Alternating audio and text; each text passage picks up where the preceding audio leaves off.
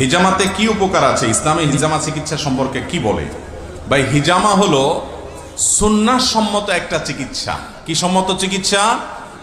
নবী করিম সাল্লাল্লাহু আলাইহি সাল্লাম কিছু ট্রিটমেন্টের জন্য নির্দেশনা দিয়ে গেছেন, তিনি নিজে সেই ট্রিটমেন্ট গ্রহণ করেছেন। এর ভিতরে একটা হলো কি? হিজামা। আজকাল সেটা কাপিং থেরাপি এবং হিজামা বিভিন্নভাবে আলহামদুলিল্লাহ করা হয়ে থাকে। শরীরের মধ্যে বিষাক্ত বিভিন্ন রক্ত, দূষিত বিভিন্ন রক্ত, এগুলো বিভিন্ন উপায়ে বের করে আনা হয়। এর মাধ্যমে আল্লাহ রাব্বুল আলামিন অনেক রোগ থেকে মানুষকে মুক্তি নসিব করেন। কিছু কিছু রোগ আছে যে রোগগুলো থেকে মুক্তির কোনো পথ খুঁজে পাওয়া যায় না। বিশেষ করে অনেকে ব্ল্যাক ম্যাজিকের শিকার হয়, জাদুর শিকার হয়, অনেকে প্রচণ্ড ব্যথার রোগে আক্রান্ত থাকেন এবং দেখা যায় কোনো ট্রিটমেন্ট করে তেমন কিছু হয় না। হিজামার মাধ্যমে এর উপকার হয় এবং এটা অভিজ্ঞতা দ্বারায় প্রমাণিত একটা আমল।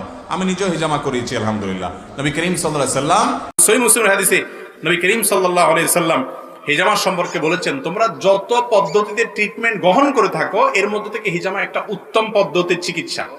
অদৃশ্য যে সমস্যাগুলো বিশেষ করে হয় দুষ্ট জিনের তরফ থেকে, এগুলোর ক্ষেত্রে হিজামা